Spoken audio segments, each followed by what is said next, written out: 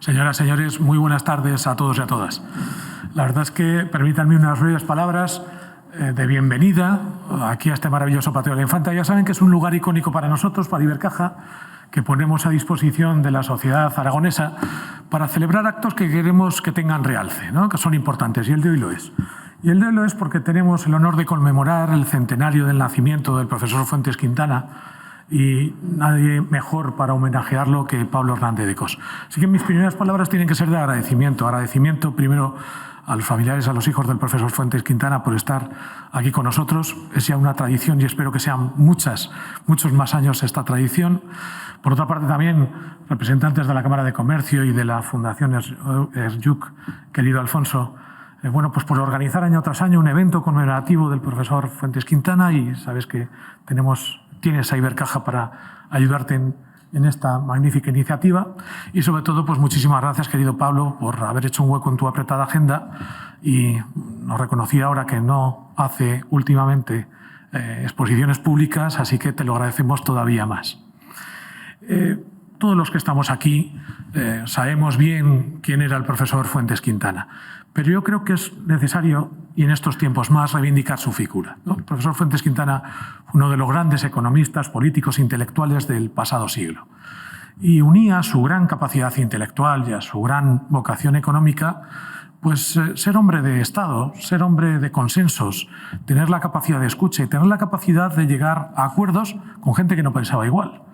Y realmente el profesor Fuentes Quintana amalgamó un conjunto de economistas que sentaron las bases de una gran transformación económica en España. Fue realmente el momento en el que España abandonó la pobreza, y es el gran salto en la España de finales de los 70 y 80. Y asimismo este grupo y otros intelectuales y políticos tuvieron la valentía de llegar a un acuerdo y de crear la Constitución de 1978, que pues es una constitución democrática perfectamente homologable a cualquiera de nuestro entorno democrático, y que nos ha permitido tener, y estamos teniendo, el periodo más largo de prosperidad, de paz y democracia de la historia de España.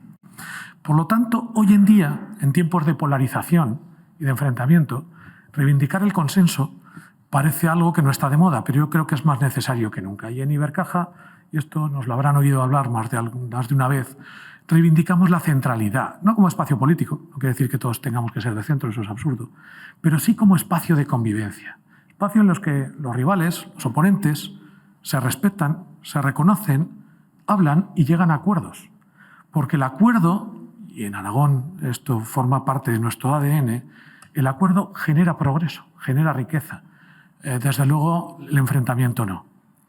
Y por ello es tan importante reivindicar año tras año la figura del profesor Fuentes Quintana, porque claramente es ejemplo de todo lo anterior.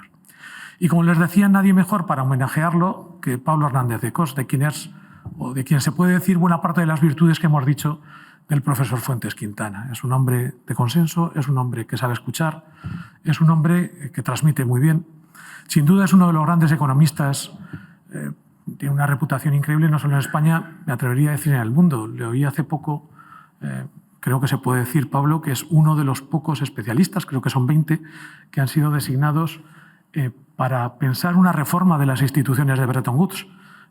Bueno, no hay mucha gente que sea capaz de hacer eso. Y tiene lo comentará ahora Alfonso, una solidísima formación económica y una trayectoria profesional impecable. Casi toda de ella en el Banco de España y también el Banco Central Europeo. Ha sido un magnífico gobernador del Banco de España. Yo creo que ha demostrado varias cualidades. Aparte de su enorme capacidad intelectual y de visión económica, yo me quedo con dos cualidades muy importantes. Una, la enorme capacidad pedagógica. Pablo es capaz de decir cosas de forma sencilla, que no simple, de temas complejos, y te los hace entender. Y yo soy de letras y los entiendo. Y segundo, es un gran comunicador, tiene una gran capacidad de llegada. Y eso es por su gran nivel intelectual, pero también porque es una persona cercana, una persona que escucha y una persona, por lo tanto, que tiene empatía. Y estas son todas cualidades que adornan y adornaban al profesor Fuentes Quintana. Así que va a ser una gozada poder oír a Pablo. Pablo Hernández de Cos nos va a hablar sobre las lecciones que se pueden sacar de política monetaria de la última tensión inflacionaria que hemos sufrido, que está en zona de control y que él ha formado parte del núcleo duro del Banco Central Europeo, que ha adoptado las políticas monetarias, primero de subida abrupta, ahora ya de relajación, y podemos decir que ha sido un éxito porque la inflación está francamente controlada. Y después, y esta mañana también lo comentaba en una comida que hemos tenido en la Cámara de Comercio, hombre, pues la economía parece que va a aterrizar de forma suave y no de forma forzosa, ¿no? A quien quieren oír es a Pablo y no a mí, así que no les canso más su atención. Concluyo como he empezado. Muchísimas gracias a los familiares por estar aquí, a la Cámara de Comercio, a la Fundación Ergyuk por organizar este evento y sobre todo a Pablo por estar aquí. A todos ustedes, muchísimas gracias por su asistencia y atención. Muy buenas noches.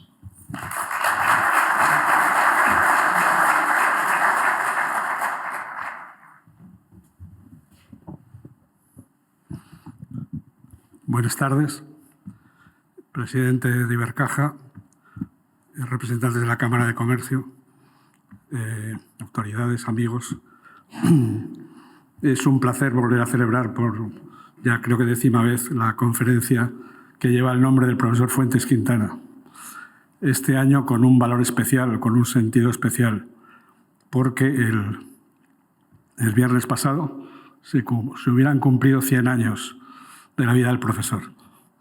Allí lo celebramos en Palencia y en Carrión de los Condes, que era su pueblo natal, entre otras personas con sus 3 hijos, que están hoy aquí presentes, que como acaba de decir el presidente de Ibercaja, son ya, como lo fue su madre antes, parte importante de los homenajes a ese economista tan increíble que fue el profesor Fuentes Quintana. Se cumplen 100 años, por lo tanto, y España entera le rinde homenajes en Sevilla, hace muy poco, en Valladolid, en Carrión, en Madrid, el año pasado, el anterior, de la mano en la Real Academia de Ciencias Morales y Políticas, con la ayuda del Banco de España, concretamente de su gobernador, hoy aquí. Y por lo tanto es para nosotros un placer especial, desde la Fundación Ergyuk, recordar al profesor y hacerlo con este acto. Un acto que a veces a algunos sorprende, que sea organizado o instado por la propia Fundación Ergyuk en colaboración con Ibercaja, la Cámara de Comercio y Heraldo de Aragón, pero la explicación la tienen ustedes en lo que acaba de decir el presidente Francisco Serrano. Don Enrique Fuentes era un hombre que creía en la tolerancia, que creía en la diversidad, la transversalidad, daba juego a todo tipo de intelectuales y economistas, y uno de ellos en los años 90 fue Ergyuk. Entonces, para sorpresa de muchas personas, Ergyuk y el profesor Fuentes Quintana no solo se entendieron a las 1000 maravillas, sino que formaron un tándem arrasador en el campo de las publicaciones sobre pensamiento económico español, en el que se rodeó de un grupo de personas, de los cuales alguno está hoy aquí en la sala. José María Serrano, por ejemplo, se rodeó de los discípulos de Ergyuk de Valencia, Manuel Martín Rodríguez, varias personas. Tristemente, como ustedes saben, el profesor Ergyuk fue asesinado el año 2000 y a partir de ese momento, pues digamos, obviamente no pudo ser posible esa colaboración, pero quedan los resultados, y por eso uno fue la obra Economía de Economistas Españoles, que la publicó precisamente Funcas, la Fundación de las Cajas de Ahorro, y la otra la colección de clásicos del pensamiento económico español, que él había creado pues hace 50 años ahora en el Instituto de Estudios Fiscales, cuando fue su director. Ese mismo grupo de personas hemos querido rescatar esa colección, lo hemos hecho desde la muerte del profesor Faricio en 2007, pues poco después nos reunimos, y hay que decir que actualmente, la semana pasada, se ha publicado el último volumen, se ha digitalizado la colección completamente gracias al Boletín Oficial del Estado, y el último volumen es precisamente un libro del profesor Fuentes, al que incorporamos de esta manera como un clásico a la colección de clásicos que él creó. Son sus apuntes de Hacienda Pública con los que estudiaron de generaciones enteras de economistas. El año que viene publicaremos también una serie desde la Academia de Ciencias Morales, una serie de ensayos económicos, y con eso completaremos la obra, nuestra obra del profesor, incorporada a la colección. Tendremos el gusto de venir a presentarla a esta casa, si el presidente nos vuelve a ceder este espacio tan bonito. Y bueno, pues esa era la explicación. Obviamente a Ergyuk le hubiera gustado, y al profesor Fuentes también, que la Fundación Ergyuk hubiese organizado una conferencia siempre cada año con el nombre del profesor. Y así lo hacemos desde entonces. Este año tenía un significado especial, por lo que ya he dicho antes, el centenario, y hemos querido buscar no solo una persona de excepción, como es Pablo Hernández de Cos, sino alguien realmente experto en las materias en las que lo fue el profesor Fuentes Quintana, que fueron política monetaria, política fiscal y cuestiones financieras. Bueno, ustedes saben perfectamente quién es Pablo Hernández de Cos y sobrarían mis presentaciones, pero como veo gente joven, cosa que al profesor Fuentes le hubiera gustado especialmente, y saben sus hijos, saben lo que digo, pues diré dos cosas de él. Pablo Hernández de Cos es economista, acaba de dejar hace no mucho, unos pocos meses, el cargo de gobernador del Banco de España, después de 6 años de haberlo ejercido. Y además de eso hay que decir que desde el principio creo que debía tener unos 27 años, si no me corregirá. Cuando entró en el banco, al servicio de estudios, el año 97, allí estuvo permanentemente con un pequeño lapsus, un lapso de tiempo, estuvo en Frankfurt como asesor del Banco Central Europeo y después pues, pasó progresivamente a ocupar el puesto de Dirección General de Economía y Estadística en el banco. El año 15, el año 18 pasó ya a ser gobernador. Y después de eso, pues, como ustedes saben, ha sido hace muy poco nombrado director del Banco de Pagos Internacionales en Basilea, cuyo cargo empezará a desempeñar, si no creo mal, el 1 de julio, sucediendo al anterior director mexicano, Cartens, se llama, Agustín Cartens. Bueno, no solo, como ven, la trayectoria financiera ha recorrido toda su vida, sino que además de eso es profesor de la Universidad Carlos III, ha sido durante unos años, y desde junio es profesor del del IS, la Universidad de Navarra, que tiene, como ustedes saben, centros en Madrid, en Barcelona y en Estados Unidos y otros países. Bueno, sus materias de especialización pueden imaginarlas, porque ya he citado su trayectoria, pero es especialista en macroeconomía, en política monetaria, en política fiscal, en asuntos relacionados con la sostenibilidad financiera, y en eso ha trabajado y ha publicado artículos y trabajos muy importantes.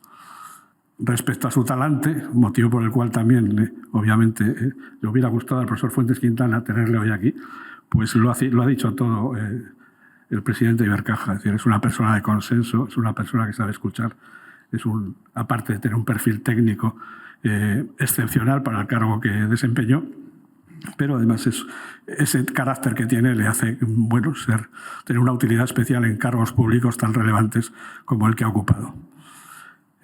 Quiero agradecerle muy especialmente hoy, sé el esfuerzo que ha hecho, sé que su compañero Vicente Salas y la Cámara ya llevan tiempo insistiéndole, pero pues su agenda no se lo permitía, hoy está con nosotros, pues se lo quiero agradecer. Quiero agradecer a las instituciones que hacen posible esta conferencia, básicamente Ibercaja, la Cámara de Comercio y también Heraldo Aragón, y quiero agradecer a los familiares que ya me conocen y saben el sentimiento que compartimos cada vez que nos juntamos, a María, a Enrique, a Ignacio y a todos ustedes, naturalmente, por asistir hoy y recordar juntos al profesor. Gracias.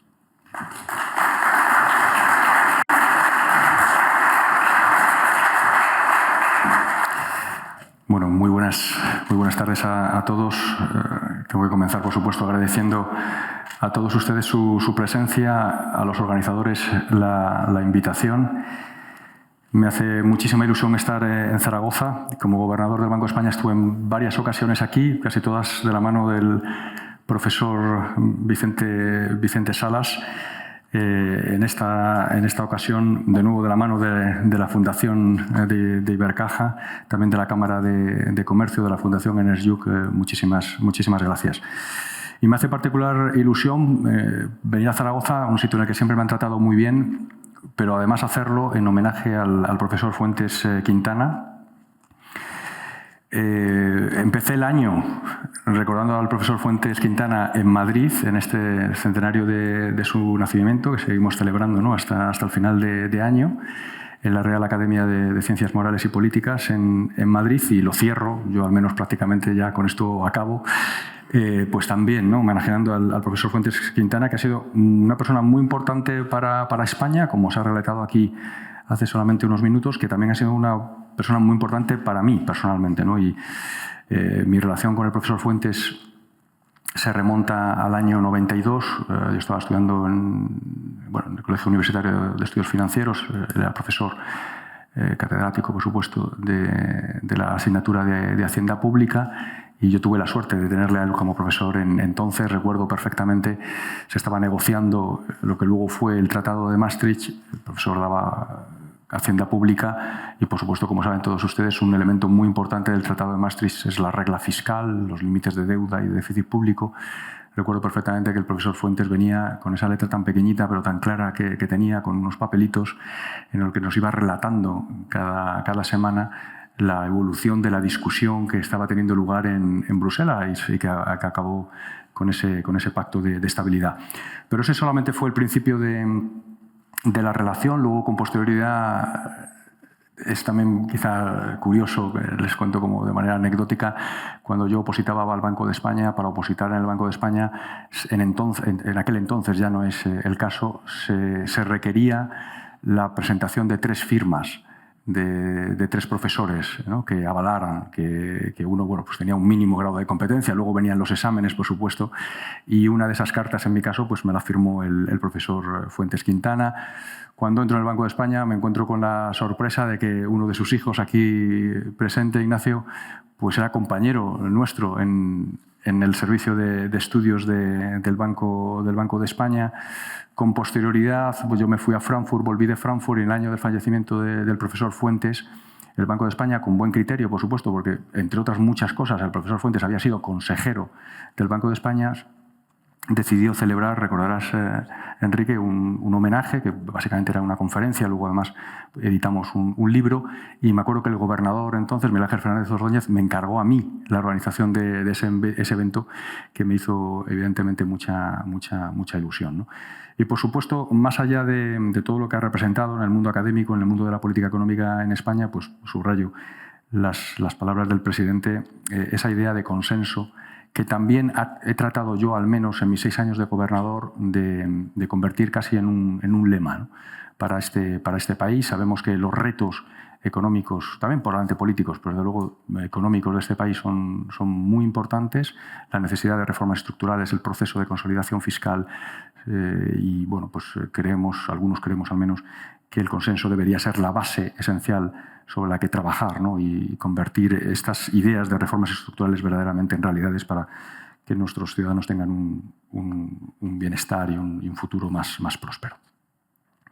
Bueno, dicho esto, hoy pretendía hablar de inflación, y básicamente les cuento por qué les quiero hablar de inflación. Bueno, yo, como saben, he sido gobernador del Banco de España en los últimos 6 años. Y bueno, he tenido, iba a decir la oportunidad, no sé si llamarle una oportunidad, pero desde luego he vivido el primer episodio inflacionista como economista, y me ha tocado vivirlo como responsable de la autoridad que en principio se dedica a tratar de controlar la inflación. Esto sucede, como saben todos ustedes, a partir de finales del 21, sobre todo en el año 2022, 2023. Como decía el presidente, esto está controlado.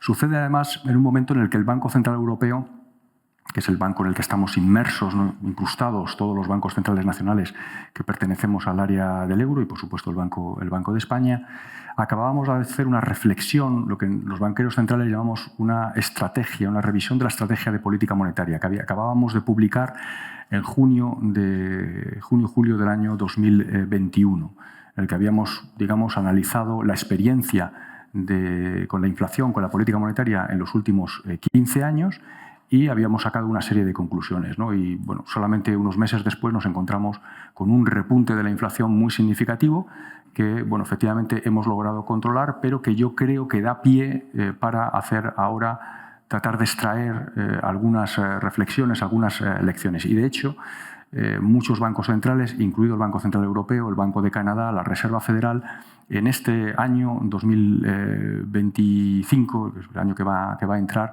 van a iniciar una revisión de la estrategia de política monetaria, ¿no?, en el que van a tratar de incorporar las lecciones que se han podido extraer de este episodio. Yo voy a tratar de resumirles mis propias conclusiones, que como van a poder comprobar muchas veces no son muy contundentes, son más bien preguntas. Y veo aquí gente muy joven, efectivamente el profesor Fuentes estaría encantado de tenerlos aquí. También les animo, ¿no?, a que muchas de las preguntas que tengo, para las cuales no tengo respuesta, pues les animo a que investiguen, ¿no?, y que nos ayuden a los profesionales ahora que estamos más alejados de la pura investigación a responderlas, ¿no? Y voy a tratar de resumirlo en 10 grandes ideas, ¿no?, una especie de decálogo. Esto de los decálogos ayuda, ¿no?, al menos a tratar de recordar, si no las 10, alguna de ellas. Y tengo algunas transparencias con algunos gráficos para acompañar mi presentación. En estos dos gráficos tienen esencialmente la evolución de la inflación del área del euro desde enero de 2021 hasta los datos más recientes. Y como pueden comprobar y recordar probablemente también, en el año 2020 el episodio derivado de la crisis, derivada de la pandemia, fue esencialmente deflacionista, ¿de acuerdo? Evidentemente era un shock de oferta, pero también con un componente de demanda muy fuerte. Nos quedamos prácticamente todos en casa sin poder consumir, y esto, en último término, pues generó una caída muy importante de la inflación. Sin embargo, como ven, a partir del año 2021 pues la inflación empieza a adquirir una pendiente positiva, y las razones que los economistas hemos dado a este incremento de la inflación son varias. La primera tiene que ver con un incremento muy importante de la demanda, muy abrupto. Veníamos de las restricciones derivadas de la pandemia, se eliminan esas restricciones y hay un aumento de la demanda muy brusco, ¿de acuerdo? Ese aumento de la demanda, del consumo, se produce en paralelo a una situación en que la oferta estaba dañada. ¿Por qué? Porque buena parte de la capacidad productiva de muchos de los países no estaba en su potencial, y además, incluso, como saben, recordarán ustedes, había grandes problemas en las cadenas globales de valor, en particular en las cadenas de suministros, ¿no? Y pues cuando uno tiene un problema de oferta, la oferta no puede reaccionar adecuadamente y la demanda aumenta de una manera brusca, pues lo normal es que se produzca efectivamente, como se produjo, un incremento de la inflación. A esa primera razón luego se le une una segunda que tiene que ver con un elemento muy idiosincrásico, muy conocido, muy nefasto también, que es la invasión de Ucrania por parte de Rusia, que lo que genera, como recordarán también ustedes, es en primer lugar un shock energético negativo, un incremento de los precios de la energía. Y luego, con posterioridad o casi en paralelo también, no solamente de la energía, sino de muchas materias primas, ¿de acuerdo? Porque de pronto descubrimos que Ucrania es un gran productor, por ejemplo, de fertilizantes, que son muy necesarios para la producción de alimentos, y esto generó una presión muy fuerte también sobre, en este caso, la oferta. Hay una tercera razón. En el caso del área del euro, tanto en el año 2021 como en el año 2022, se produjo una depreciación de la moneda muy fuerte, que esto lo que hace es encarecer los bienes que importamos, y por tanto normalmente las depreciaciones del tipo de cambio para los países que la sufren, en este caso el área del euro, pues también suponen una presión inflacionista adicional. Y luego es muy importante que se entienda que cuando hablemos de shocks a los precios de la energía, o también incluso a los precios de los alimentos, realmente no estamos hablando exclusivamente de un incremento de los precios de la energía y de los alimentos, porque la energía, sobre todo la energía, es un input que necesitan casi la práctica totalidad de los procesos productivos, ¿de acuerdo? Entonces, lo que inicialmente efectivamente se estaba limitado el incremento de la inflación al componente energético, pero evidentemente todo el resto de empresas que producen bienes, que producen servicios, que utilizan la energía como input, inmediatamente también genera una presión inflacionista, un incremento de costes primero y un incremento finalmente de los precios en todo el resto de los bienes y servicios que solemos llamar como inflación subyacente, o sea que realmente se generalizó. Bien, un aspecto muy importante, y en este caso me voy a referir ahora al gráfico de la derecha, tiene que ver con que realmente los banqueros centrales fuimos incapaces de predecir. Cometimos enormes errores de proyección. Como saben, prácticamente la totalidad de los bancos centrales, el Banco de España, por ejemplo, ayer actualiza sus sus previsiones de inflación y de crecimiento para la economía española, el Banco Central Europeo para el área del euro, ¿de acuerdo? Y se publican trimestralmente. Entonces, uno puede hacer un ejercicio de comparar lo que fue la previsión en un momento determinado del Banco Central Europeo y luego realmente cuál fue la inflación. Y la realidad es que, y hay que reconocerlo, que nos equivocamos en una magnitud muy significativa. Aquí lo que tienen son los errores de previsión a un trimestre, que normalmente a un trimestre la capacidad predictiva es muy alta. A un año es mucho más difícil y a 2 años, pues evidentemente es todavía más difícil. Pero normalmente los errores de previsión en un momento de estabilidad macroeconómica son muy bajos. Sin embargo, fíjense ustedes que los errores de previsión son muy significativos. Bueno, lo que han hecho los economistas, Banco de España, Banco Central Europeo, también la Reserva Federal o Banco de Canadá, es tratar de, con el ánimo evidentemente de extraer algún tipo de conclusión, lo que han hecho es analizar qué está detrás de estos errores de previsión. Y la conclusión más importante es que prácticamente el 70%, entre el 70 y el 80% de los errores de previsión tienen que ver con precisamente no haber sido capaces de prever adecuadamente los precios de la energía y los precios de los alimentos. Que normalmente, al menos las previsiones tal y como las hace el Eurosistema, el Banco Central Europeo no hace previsiones de los precios de la energía, sino que simplemente toma las que el mercado en cada momento, la curva de precios del petróleo, por ejemplo, que en cada momento tiene, ¿no? Y las incorpora a sus modelos y con eso, digamos que genera las predicciones de inflación. ¿De acuerdo?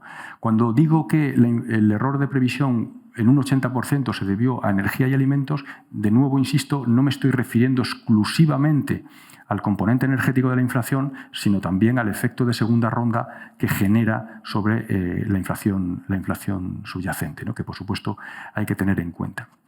Bien, ¿qué conclusiones extraigo yo, qué lecciones extraigo yo? Bueno, evidentemente cuando uno se equivoca pues trata de no repetirlo en el futuro. Hay 2 cuestiones que me parecen importantes que los banqueros centrales tengamos en cuenta ahora que voy a volver a la banca central, ¿no? A partir de julio, cuando me vaya al Banco de Pagos de Basilea, creo que debemos hacer. Primero, tenemos ya alguna evidencia de que cuando se producen perturbaciones muy fuertes, de una magnitud muy significativa, los modelos que tenemos, que son esencialmente lineales, no son muy útiles. ¿De acuerdo? Porque se producen lo que los economistas llamamos no linealidades, es decir, que ante un cambio determinado el efecto que se genera es más que proporcional. ¿De acuerdo? Y esto en el caso de los precios tiene que ver con algo sobre lo que ha trabajado mucho, por ejemplo, el Banco de Pagos de Basilea, y es que cuando la inflación es muy baja, normalmente los ciudadanos no prestan ninguna atención a la inflación. Es lo que se llama un contexto de poca atención, de falta de atención por parte de los ciudadanos a la inflación, porque no tienen por qué preocuparse porque la inflación es muy baja. Sin embargo, cuando la inflación, por la razón que sea, aunque sea por un incremento de los precios de la energía, aumenta, recordarán ustedes que la inflación del área del euro llegó a ser de doble dígito, es decir, superó el 10%, la preocupación de los ciudadanos sobre el fenómeno de la inflación y, por supuesto, de las empresas aumenta. ¿De acuerdo? Y esto inmediatamente hace más sensibles tanto a las empresas como a los ciudadanos a la inflación. Y, por ejemplo, las empresas reaccionan cambiando los precios de una manera más habitual. ¿De acuerdo? Y esto en sí mismo acelera el proceso inflacionista. También favorece luego, si somos exitosos, la bajada de la inflación, pero en ese mismo momento acaba generando, en el primer momento, un efecto no lineal. Entonces yo creo que esto es una cuestión sobre la que tenemos que trabajar en los próximos años, estimar en primer lugar y luego incorporar estas no linealidades a los modelos. La segunda conclusión que yo extraigo de esta experiencia tiene que ver con que, bueno, efectivamente, los bancos centrales trabajamos con un escenario central que le llamamos. ¿De acuerdo? Pues el Banco de España publica ayer su escenario central de crecimiento para el 24, 25, 26 y 27. Y lo mismo para la inflación. Pero todos sabemos que ese escenario central está rodeado de un determinado nivel de incertidumbre. Y por tanto, sobre todo en contextos de mucha incertidumbre, como los que hemos vivido en los últimos 5 años, como los que probablemente vamos a seguir viviendo en los próximos años por todo este contexto tan complejo geopolítico que estamos viviendo, sería muy importante acompañar esos escenarios centrales de escenarios alternativos en los que jugamos con que algunos de los supuestos del escenario central no se van a cumplir. Por ejemplo, si en el escenario central por ejemplo, el que publicó el Banco Central Europeo la semana pasada, cuando publicó sus previsiones de inflación para los próximos 3 años, está basado en la curva de tipos de precios del petróleo. Una curva de tipos del precio del petróleo que es prácticamente plana. ¿Vale? Eso quiere decir, si es plana, quiere decir que los precios del petróleo se están asumiendo que no van a subir ni a bajar y, por tanto, van a aportar muy poco a la inflación. Bueno, si pensamos que uno de los grandes riesgos que existen en este momento en el contexto geopolítico tiene que ver, por ejemplo, con Oriente Medio y con que el conflicto sea incluso más complejo y difícil y que lo que ya está siendo y acabe generando un efecto negativo, en este caso positivo, sobre el precio del petróleo, pues ¿por qué no simular en paralelo un escenario en el que asumimos, por ejemplo, un crecimiento de los precios del petróleo del 10% y vemos cuáles son las consecuencias en términos de actividad económica, en términos de inflación, y las autoridades, los miembros del Consejo de Gobierno del Banco Central Europeo le pueden otorgar una serie de pesos a esos escenarios alternativos frente al escenario central y sobre base de todo ese conjunto de información pues tomar la decisión, pero no exclusivamente sobre la base de un escenario central. Bien, una segunda cuestión que también me parece muy importante que se extrae de la experiencia de los últimos años tiene que ver con que es muy importante para los bancos centrales tratar de identificar cuál es el origen que está detrás de las perturbaciones que generan la inflación o deflación en su caso. ¿De acuerdo? Y en particular es muy importante separar lo que son perturbaciones de oferta de lo que son perturbaciones de demanda. Y aquí me van a permitir una explicación muy sencilla. Cuando hay una perturbación de demanda, la curva de demanda, si se desplaza hacia la derecha, básicamente lo que genera es más inflación y más crecimiento, más inflación. Eso para un banco central es una situación relativamente cómoda, porque sabe que evidentemente con la política monetaria lo que hace es subir los tipos de interés con el ánimo de reducir el consumo y reducir la inversión, de reducir la demanda y que por tanto la inflación vuelva a su punto original, ¿no? A las tasas de estabilidad con las que se ha definido la estabilidad de precios. Cuando las perturbaciones son de oferta, la curva de oferta se desplaza hacia la izquierda, lo que tenemos es una situación en la que aumenta la inflación pero con un crecimiento más bajo. ¿De acuerdo? Y entonces ahí el Banco Central tiene una situación más compleja porque si responde al incremento de la inflación con un incremento de los tipos de interés, todavía agrava más la situación de bajo crecimiento. Luego, además, en el medio plazo, la perturbación de oferta genera más inflación, genera menos crecimiento en el corto plazo, pero ese menor crecimiento de corto plazo puede acabar generando una presión a la baja sobre la inflación, de tal manera que el episodio inflacionista podría incluso corregirse por sí mismo. ¿De acuerdo? Por lo tanto, el dilema para el Banco Central es mayor. Y, de hecho, tradicionalmente, el libro de texto, ante una perturbación de oferta, lo que recomienda, si se cogen ustedes algunos de los libros de texto, ¿no?, sobre política monetaria que están disponibles en el mercado, pues es lo que se llama no reaccionar. ¿De acuerdo? Que el Banco Central simplemente esté atento a la situación, pero que no reaccione, porque ese menor crecimiento generado por la reducción de la oferta acabará presionando a la baja la inflación y haciendo retornar la inflación al objetivo del Banco Central. ¿Qué sucede? Que realmente la situación es mucho más compleja, sobre todo cuando se producen perturbaciones de oferta muy significativas como la que hemos vivido en los últimos años.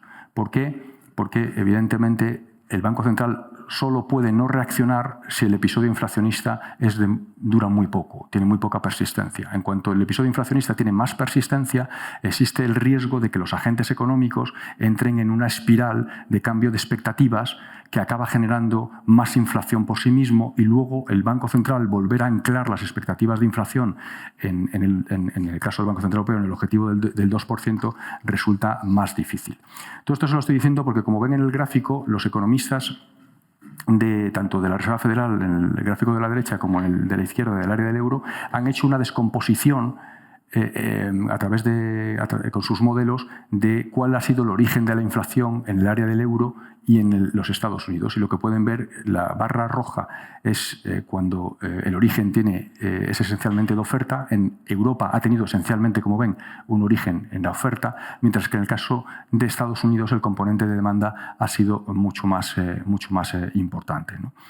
De nuevo, ¿cuál es la lección que hay que extraer aquí? Bueno, es muy importante que los bancos centrales prestemos atención cuando analizamos la dinámica de la inflación al origen de las perturbaciones y al grado de persistencia que esas perturbaciones pueden acabar generando.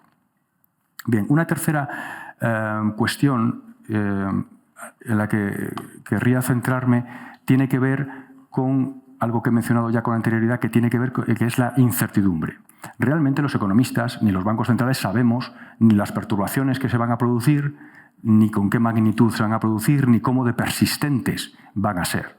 Es decir, la política monetaria, igual que la política fiscal y el resto de la política económica, se desarrolla en un contexto de incertidumbre. Bueno, los economistas además tratamos de medir el nivel de incertidumbre que hay en cada momento y este es un indicador que se utiliza de lo que se llama incertidumbre de política económica a nivel global. Este no es exclusivamente para el área del euro. Como ven, hay una cierta normalización en el cero, hay un nivel siempre positivo de incertidumbre, por supuesto, la incertidumbre nunca es cero, pero como pueden comprobar a partir de precisamente del año 2019, con la pandemia, todos los conflictos bélicos que estamos viendo, etcétera, el nivel de incertidumbre está en media, es prácticamente el doble de la que teníamos con anterioridad. Y la verdad es que, desgraciadamente, todos pensamos que este nivel de incertidumbre está aquí para quedarse, ¿no? Entre otras cosas también por los conflictos que existen, pues, de guerras comerciales entre países. Entonces, la gran pregunta es ¿qué hacen los bancos centrales en este contexto de incertidumbre? De nuevo, uno se va al libro de texto y, por supuesto, que esto no es la primera vez que los economistas han hecho esta pregunta de cómo reaccionan ante un contexto de incertidumbre, en particular la política monetaria. Y tradicionalmente se daba la respuesta a lo que se llamaba la respuesta del principio de Brainerd, que era, en un contexto de incertidumbre, es como estar en una habitación a oscuras. ¿Qué hace uno cuando está en una habitación a oscuras y que no sabe cuál es el mobiliario ni dónde está y no quiere golpearse? Va muy lento. Va muy lento. ¿No? Y este es exactamente el principio de Brainerd, es lo que demandaba. Es decir, bueno, usted sea muy cauteloso, no actúe de una manera agresiva, ¿de acuerdo? Bueno, también en esto hemos sido cuestionados en los últimos años porque, de nuevo, contextos de incertidumbre en los que se producen desviaciones de la inflación muy significativos como consecuencia, de nuevo, de ese riesgo de desanclaje de las expectativas de inflación, pues también puede exigir, y esta es otra teoría económica, ¿no?, a la que se ha hecho mucho énfasis más recientemente, que es lo que se llama control robusto, robust control en inglés, que lo que exige es exactamente lo contrario. Precisamente en ese contexto de incertidumbre, para reducir los riesgos de desanclaje de expectativas de inflación, usted sea más agresivo en la respuesta. Bueno, mi visión sobre esto es que probablemente en algún punto intermedio entre estas dos teorías está la verdad.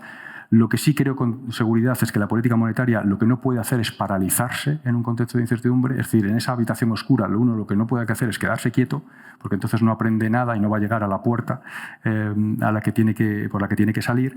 Que creo que no existe una regla general en política monetaria sobre uno tiene que ser más o menos agresivo, que hay que ser, en último término, muy pragmático. Y esta es precisamente ese pragmatismo.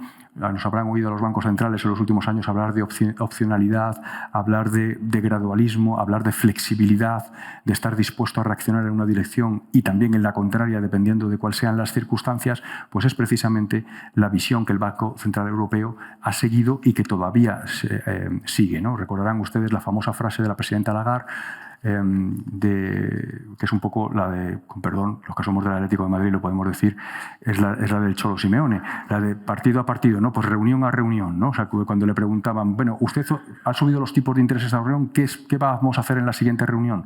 Y básicamente no nos comprometíamos el Consejo de Gobierno, precisamente porque queríamos, dice, bueno, vamos a recibir toda la información, vamos a procesarla en las próximas 6 semanas y sobre la base de esa información, ¿no?, seremos capaces de darle alguna indicación mayor o actuar incluso en la reunión siguiente. Bien, una cuarta cuestión tiene que ver con algo positivo, ¿no? Lo hablábamos hoy también en la comida. Y el Fondo Monetario Internacional publicó un informe en mayo de este año que enfatizaba esta cuestión. Hemos tenido un episodio inflacionista sin precedente histórico reciente. Hemos tenido una reacción de la política monetaria sin precedente histórico reciente, es decir, con un endurecimiento, un incremento de los tipos de interés muy importante en un periodo de tiempo muy corto. y sin embargo, el coste en términos de crecimiento económico ha sido relativamente pequeño y todavía más pequeño en términos de empleo. ¿De acuerdo? Es lo que los economistas llamamos el ratio de sacrificio, ¿no? El sacrificio que uno genera para luchar contra la inflación en términos de crecimiento ha sido relativamente bajo. Y entonces aquí, esto es todavía más el caso en Estados Unidos que en Europa, porque es verdad que en Europa el crecimiento económico ha sido muy bajo en los últimos 2 años, pero en Estados Unidos, como saben, sigue incluso hoy todavía con un crecimiento muy robusto, a pesar de que la Reserva Federal aumentó los tipos de interés, pues igual en una magnitud parecida a la del euro. Bien, y esto tiene que ver con la curva de Phillips, que es la que relaciona inflación y crecimiento precisamente. Bueno, cuando se produce un aumento de las expectativas de inflación, lo que se produce es, por un lado, un desplazamiento hacia arriba de la curva de Phillips, ¿vale? ¿Y esto qué implica? Bueno, pues que estabilizar la producción en su potencial no es suficiente para llevarla a su objetivo, sino que el Banco Central debe reducir la producción por debajo de su potencial. ¿Qué sucede? Que en el caso del último episodio inflacionista, pues efectivamente existía un riesgo claro de desanclaje de expectativas, pero sin embargo este desanclaje no se produjo. ¿De acuerdo? Aquí lo que tienen precisamente en este gráfico, en el gráfico de la izquierda, son distintas mediciones de las expectativas de inflación por los mercados financieros, en encuestas que realiza el Banco Central Europeo, entre los expertos de previsión macroeconómica. ¿De acuerdo? Y como ven, bueno, sí, se sitúan ligeramente por encima en algún momento del 2%, pero en ningún caso superan el 2,3%.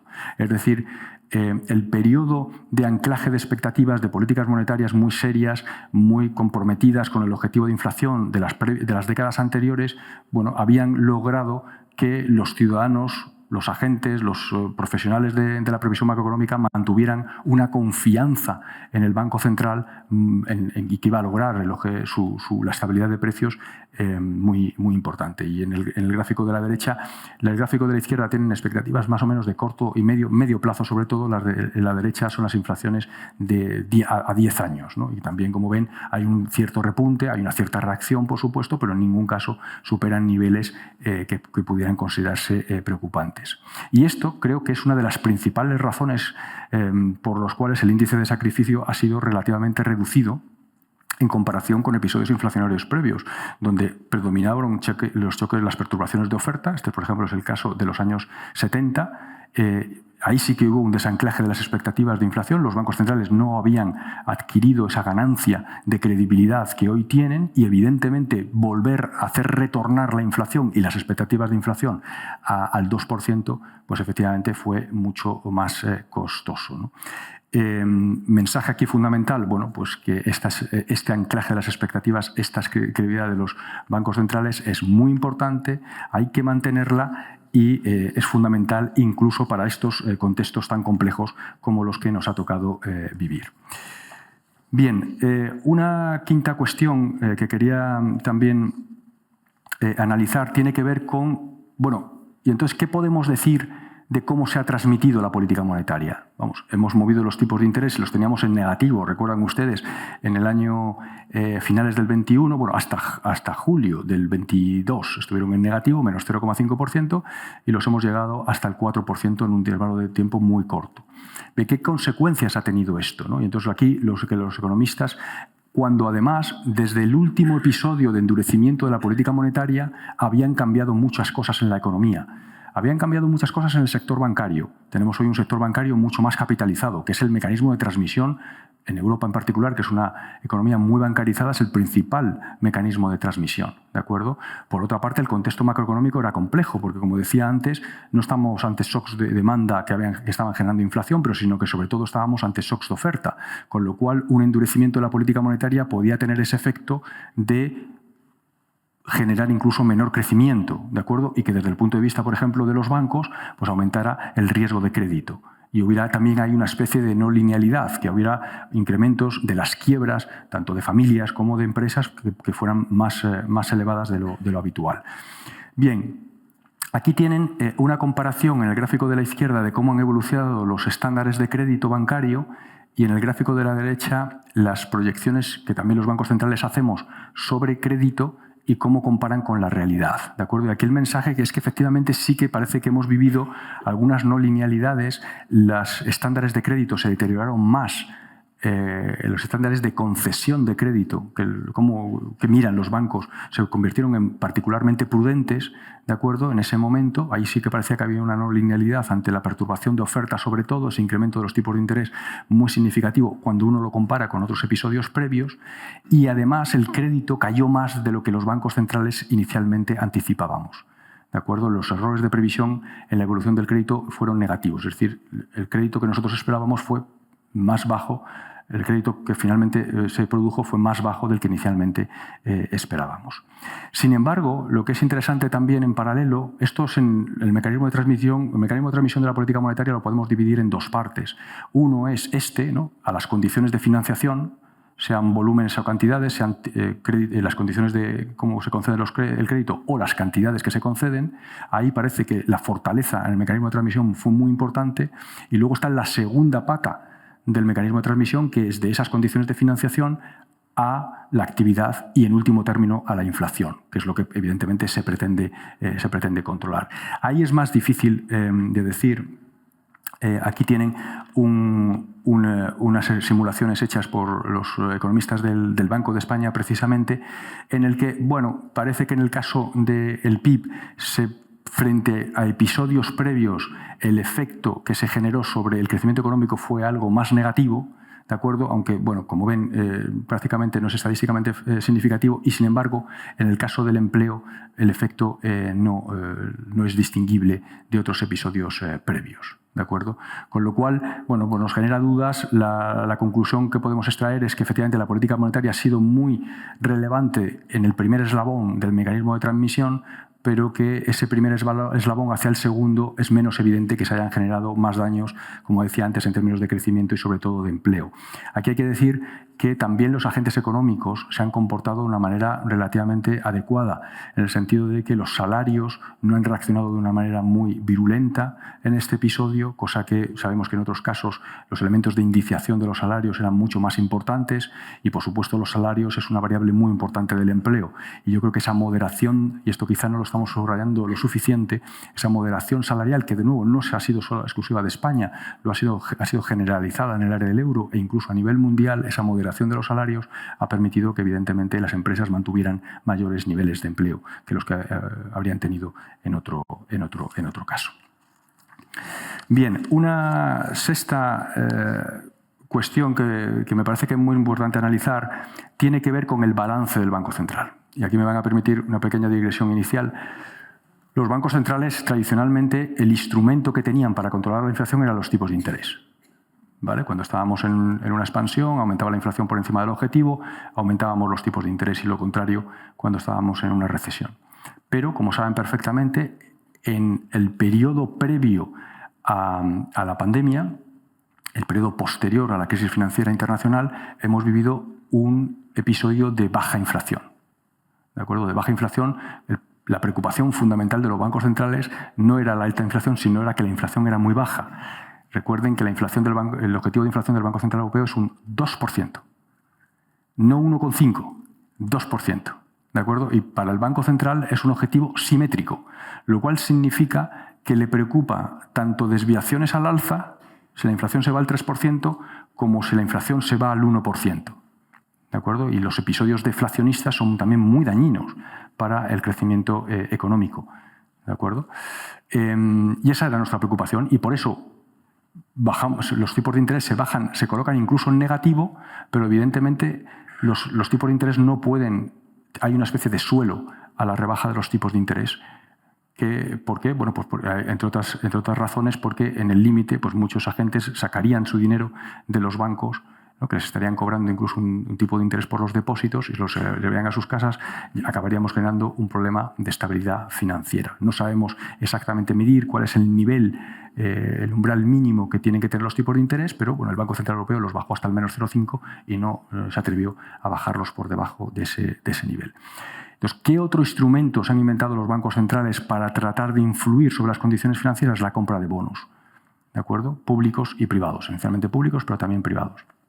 Cuando uno compra bonos públicos, lo que hace es extraer duración del mercado, ¿de acuerdo? Y sobre todo está afectando a los tipos de largo plazo. ¿De acuerdo? Si el tipo de interés afecta sobre todo a las condiciones de financiación de corto plazo, bueno, en último término, a través de la curva de intertemporal de tipos de interés, también al medio y largo, pero sobre todo al corto plazo. Pero cuando uno compra bonos, lo que trata de influir es sobre el largo plazo de la curva. Y como saben, pues el Banco Central Europeo, como la Reserva Federal y otros bancos centrales, tuvieron un programa de compras antes de la pandemia, luego durante la pandemia volvieron, ¿no? Porque surgieron, como decía al principio, riesgos deflacionistas y bueno, nos enfrentamos a una situación de inflación con el Banco Central, la posibilidad, y de hecho es lo que se produjo, de aumentar los tipos de interés. Pero ¿qué pasaba con el Banco Central? Bueno, pues si aumentar el Banco Central es una expansión monetaria, lo que se trataba ahora era de reducir el balance del Banco Central.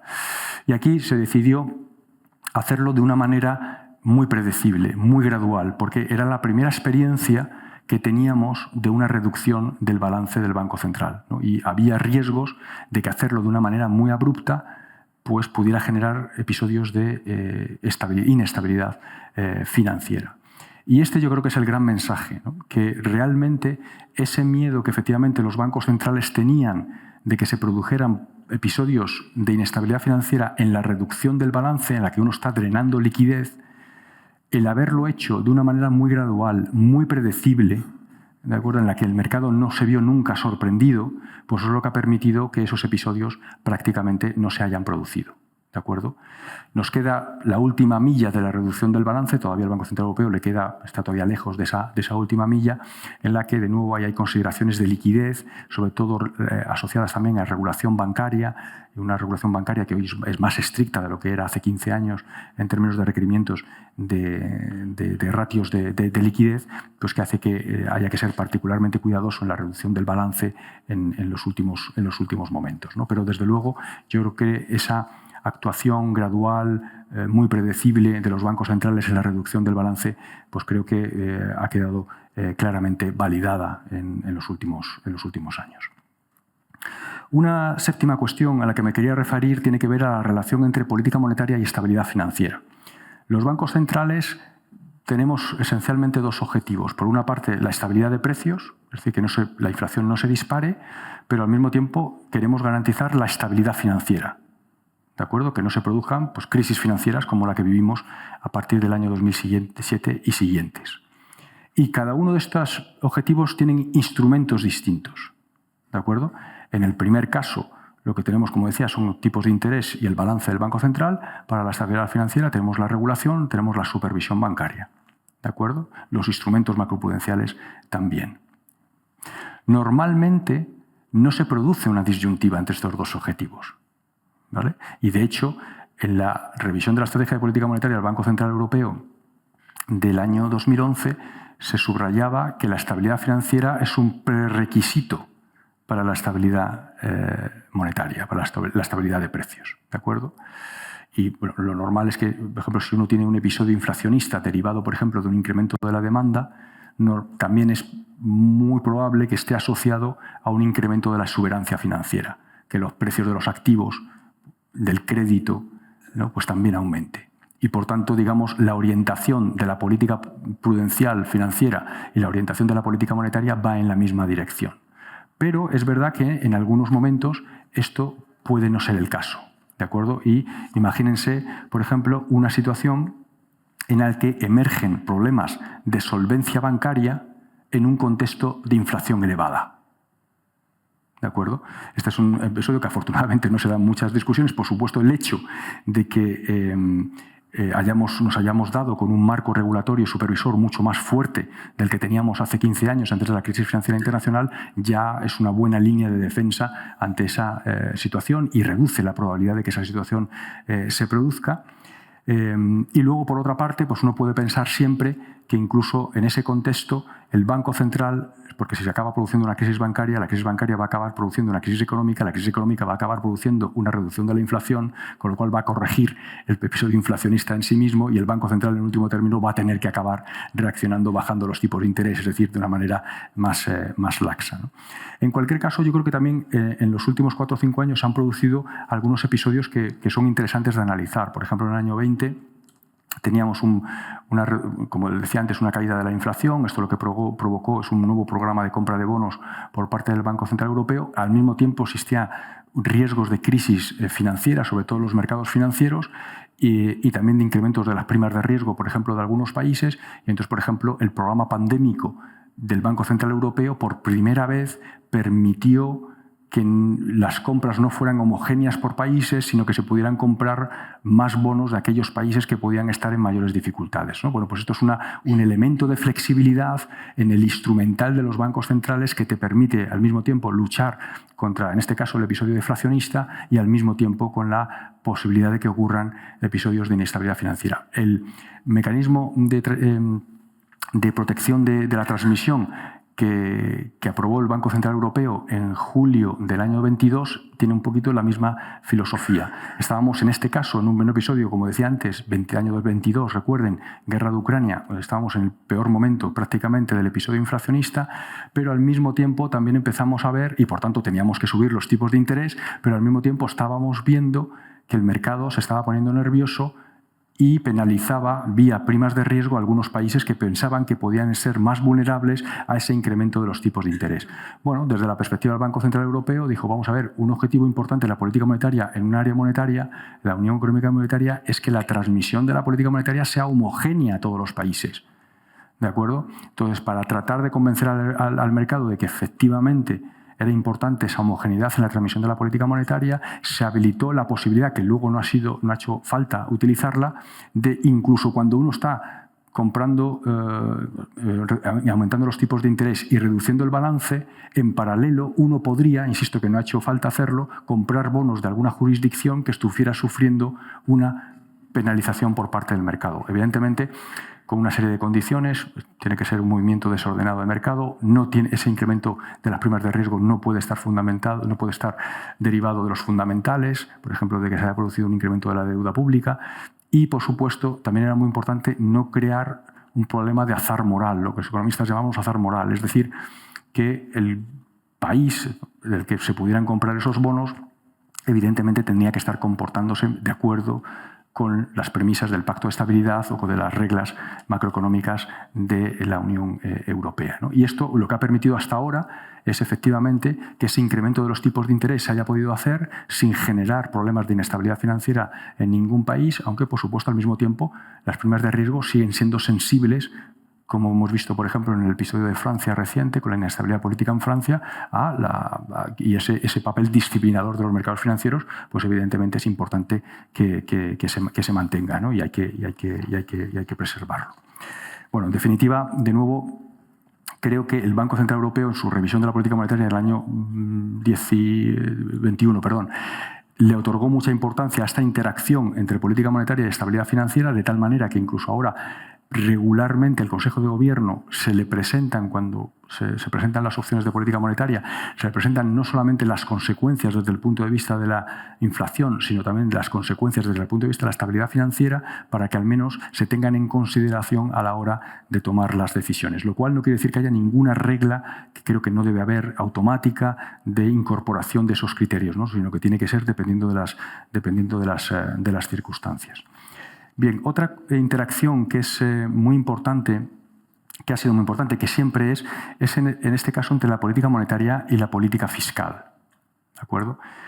Bueno, una de las grandes pegas que se ha puesto a la Unión Económica y Monetaria es que ante la ausencia de una política fiscal europea y ante, bueno, el regular incumplimiento del Pacto de Estabilidad por muchos de los países, la política fiscal en Europa ha sido esencialmente procíclica.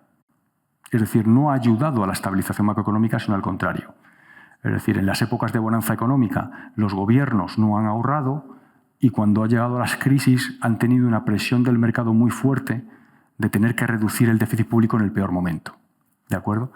Bueno, esto en el año 20 se rompe y, bueno, hay una especie de acuerdo implícito, no hubo ningún acuerdo que yo sepa, que simplemente fue un acuerdo implícito en que la política monetaria hace su trabajo, reacciona, ¿no?, con el programa pandémico, y los gobiernos europeos logran, a través del programa NGU, recordarán ustedes, y algunos otros instrumentos, de hacer verdaderamente una política contracíclica común. ¿de acuerdo? De la que todavía nos estamos beneficiando algunos países, en particular España, también Italia y otros países, ¿no?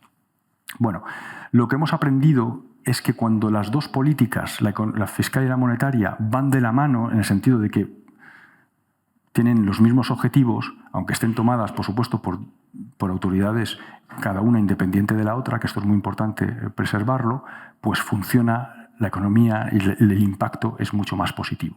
¿De acuerdo?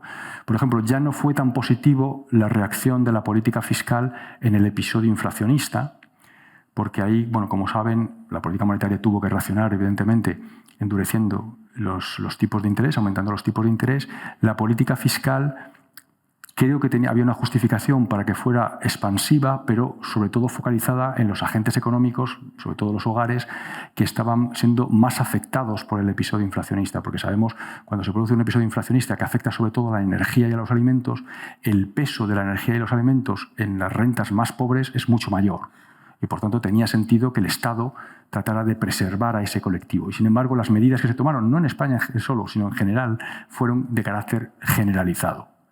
Bueno, todos los que estamos aquí nos hemos beneficiado, por ejemplo, de una reducción del IVA del gas o de una reducción del IVA de la electricidad. O sea, no estaba tratando de focalizarse solo en la gente más pobre, más necesitada, que más se estaba viendo afectada por el episodio, sino que, y por tanto, de alguna manera, cuando se deshacían esa reducción del IVA, cuando se aumenta, pues genera inflación en sí mismo y va en contra, digamos, de los objetivos del propio Banco Central Europeo. ¿De acuerdo?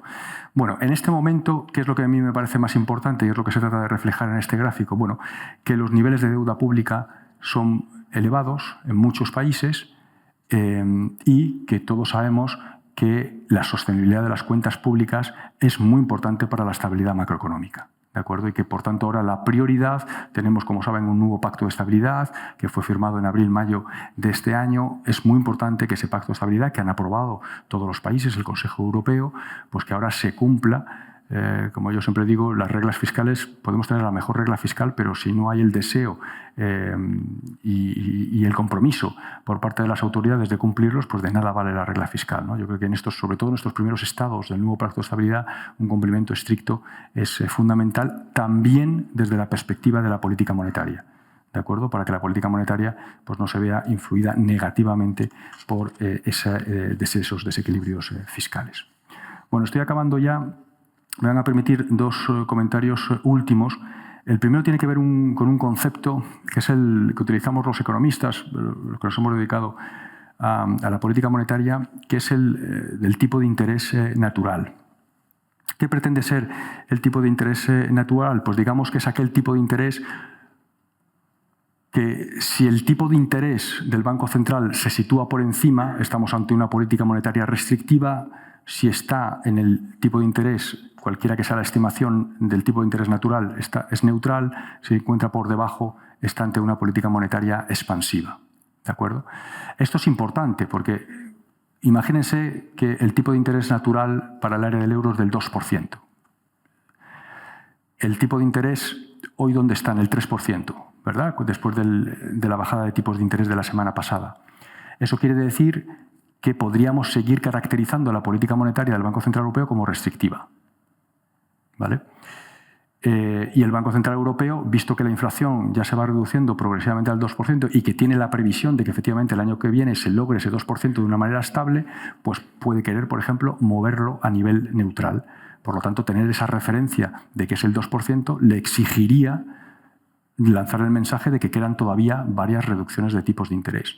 Si en paralelo, además, estuviéramos viendo que se produce una desaceleración económica, incluso una recesión económica, que podría situar la inflación incluso por debajo del 2%, pues el mensaje sería que es que los tipos de interés no solamente tienen que caer hasta el 2%, sino incluso por debajo del 2%. ¿De acuerdo? Por tanto, este concepto es importante y lo es muy importante desde el punto de vista de la teoría económica. ¿Qué sucede? Pues que es una estimación. O sea, uno no va a la calle y se encuentra que es el tipo de interés natural por ningún sitio.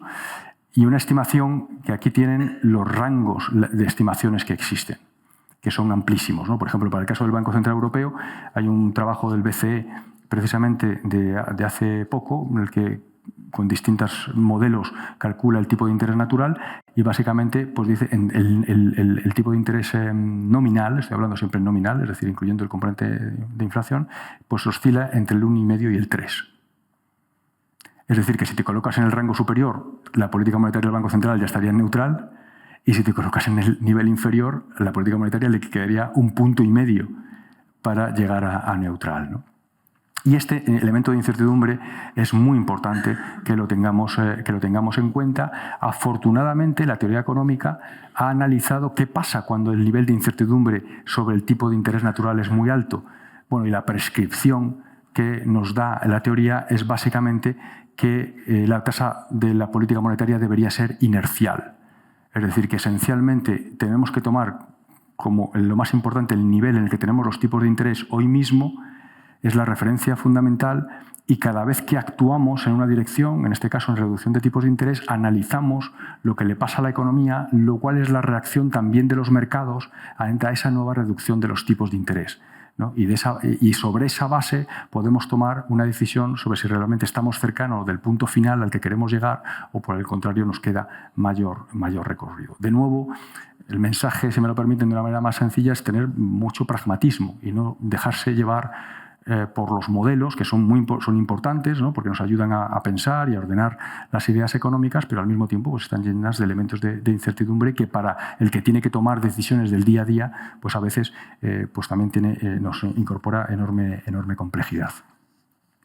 Y luego esta idea del tipo de interés natural me ayuda quizá a hacer el último punto que quería subrayar, y que tiene que ver con la conexión entre política monetaria y políticas de oferta, lo que muchas veces hablamos y decimos como reformas estructurales. El tipo de interés natural, cualquiera que sea la estimación, lo que sabemos, yo creo que quizás se veía incluso en este gráfico, bueno, la serie temporal no es muy alta, no es muy larga, ¿no? Pero si tuviéramos una estimación del tipo de interés natural desde el año 1950, que existen disponibles hasta la actualidad, lo que hemos visto es que se ha reducido de una manera muy significativa. ¿De acuerdo? Ahora los economistas están diciendo que ha podido tener un pequeño repunte, pero en cualquier caso pequeño repunte post-pandemia, ¿de acuerdo? Pero en cualquier caso estaríamos hablando de niveles de tipos de interés muy bajos, de tipos de interés natural muy bajos. Esto a la política monetaria le genera una dificultad, que es precisamente si el tipo de interés natural es muy bajo, aquel que en situaciones cuando hay estabilidad de precios el tipo de interés tiene que estar ahí, quiere decir que está muy cercano a cero. Y, por tanto, si hay un suelo a los tipos de interés, quiere decir que el margen que tiene la política monetaria a través del instrumento básico, que son los tipos de interés, para reactivar la economía y aumentar la inflación es muy pequeño. ¿De acuerdo? Este es el problema fundamental a lo que se han enfrentado los bancos centrales antes de la pandemia, a que el margen de reducción de tipos de interés era muy bajo.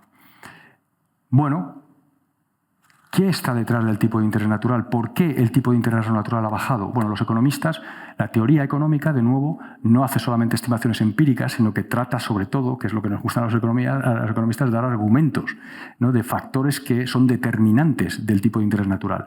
Y la razón fundamental son esencialmente dos. Una, la demografía, el hecho de que tengamos una población decreciente, incluso que la tasa de dependencia está aumentando, que lo que provoca es un incremento de la tasa de ahorro, porque las personas ahorran más para precisamente poder cobrar una pensión que piensan que a lo mejor la pública vaya a ser insuficiente, ¿de acuerdo? Y quieren complementarla con una vía de ahorro también privado.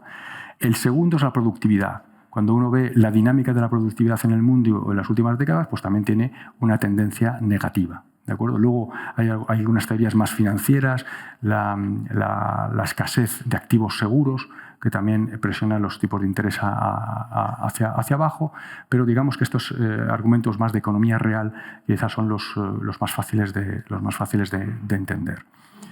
Bien, si yo quiero aumentar la productividad de la economía, ¿qué tengo que hacer? Bueno, la política monetaria puede hacer muy poco o nada. ¿De acuerdo?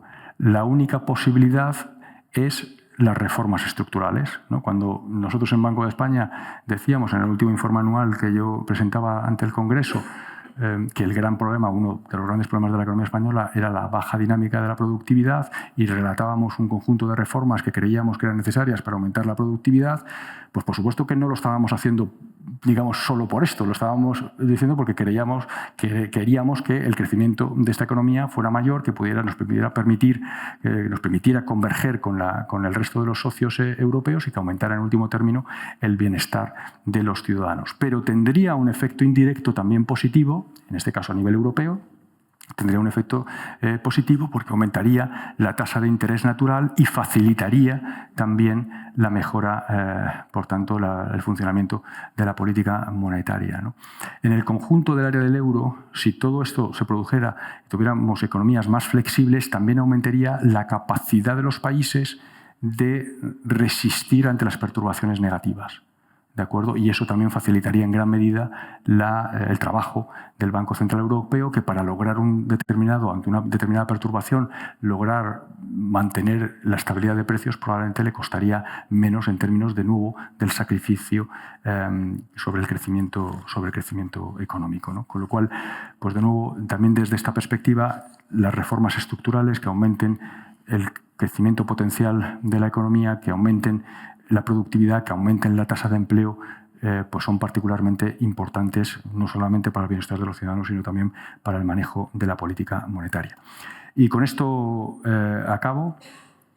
Como ven, es un problema importante. Aquí lo que tenía es un gráfico sobre el crecimiento potencial del área del euro. Y de nuevo, como antes les decía, el tipo de interés natural tiene una tendencia negativa, el crecimiento potencial del área del euro también tiene una tendencia negativa, ¿de acuerdo? Y hoy está más cercano al 1%, que compara, por ejemplo, con alrededor de un 2% del crecimiento potencial de los Estados Unidos, precisamente porque la dinámica de la productividad de la economía europea es mucho más baja que la de los Estados Unidos, ¿no?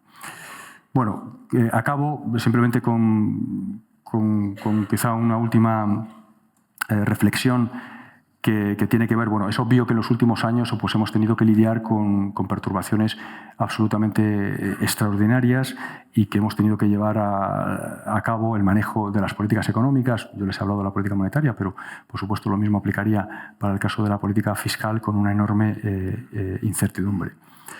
Yo creo que sería bastante presuntuoso pretender decir que los banqueros centrales hemos acertado absolutamente. Yo creo que efectivamente, como decíamos antes, la inflación está hoy mucho más cerca de controlarse. Esto tiene que ver, creo que sí, con la reacción de los bancos centrales. También es verdad que muchas de esas perturbaciones de oferta que yo subrayaba que habían sido el origen de la inflación también se han deshecho, ¿no? Y eso ha ayudado evidentemente al proceso de convergencia de la inflación. Pero yo creo que en cualquier caso este episodio de los últimos 5 o 6 años lo que nos exige, diría yo, a los actores de política económica, pero creo que también a los economistas, es necesariamente ser más humildes, ¿no? Lo que desconocemos es mucho. Cuando tenemos que actuar, porque hay que actuar, como les decía antes, yo no creo que la reacción ante la incertidumbre pueda ser la inacción. Pues uno puede cometer errores, por supuesto, y yo creo que es muy importante comunicarles a los ciudadanos esos elementos de incertidumbre, que entiendan que efectivamente las autoridades que toman las decisiones no tienen toda la información disponible, que se pueden equivocar, pero que si uno lo hace de una manera transparente, pues también creo que será más fácil rendir cuentas ante los ciudadanos y que los ciudadanos sean más comprensibles con las decisiones que se adopten, ¿no? O sea que, si me permiten, con ese reclamo a la humildad por parte de los economistas, también de los actores de política económica, termino y les reitero mis gracias por estar ustedes aquí aguantando este rollo que les he trasladado sobre política monetaria. Muchísimas gracias.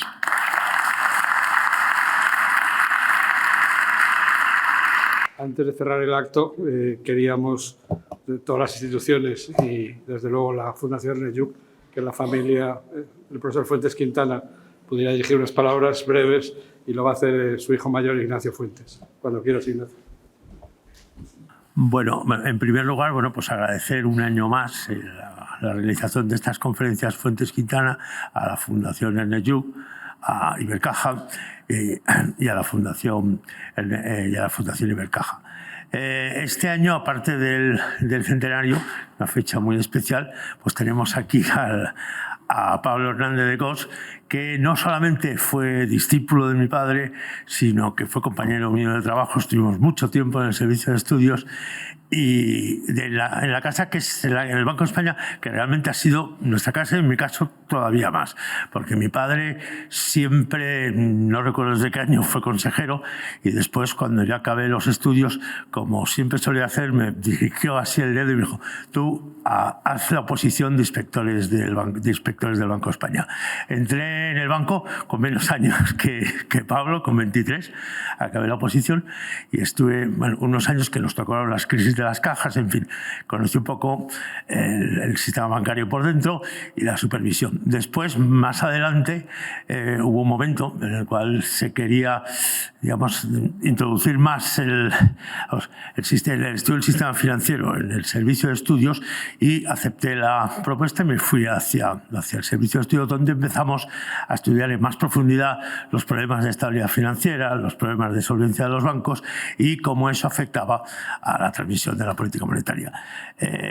Ahí coincidí con Pablo, al cual quiero agradecer sobre todo, cuando él entró, eso que ha dicho antes de la conferencia, que colaboró de una manera muy eficiente, como siempre, en la realización de ese homenaje tan bonito que hicieron en el año 2007 con un libro en el cual me pidieron las fotos y la verdad es que fue eso, siempre salió, y fue cuando ya empecé a conocerte mejor.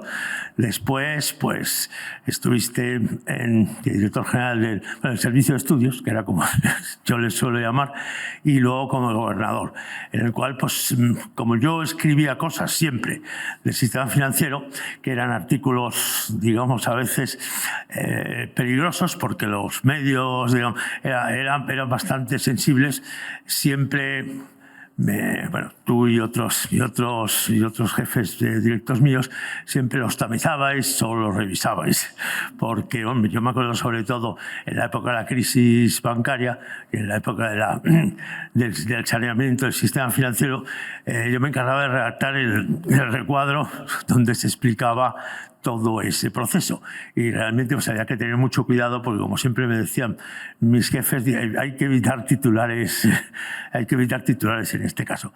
Así que, bueno, pues agradecerte mucho esta intervención, interesantísima intervención, y agradecerte siempre, pues todo lo que el trabajo que hemos llevado juntos, y tu simpatía siempre, y cómo nos has tratado a mí y a los compañeros del banco. Nada más. Muchas gracias a todos.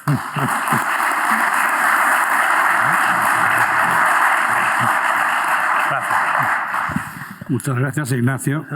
Muchas gracias otra vez a todos ustedes. Les esperamos el año que viene en la próxima conferencia Fuentes Quintana. Gracias.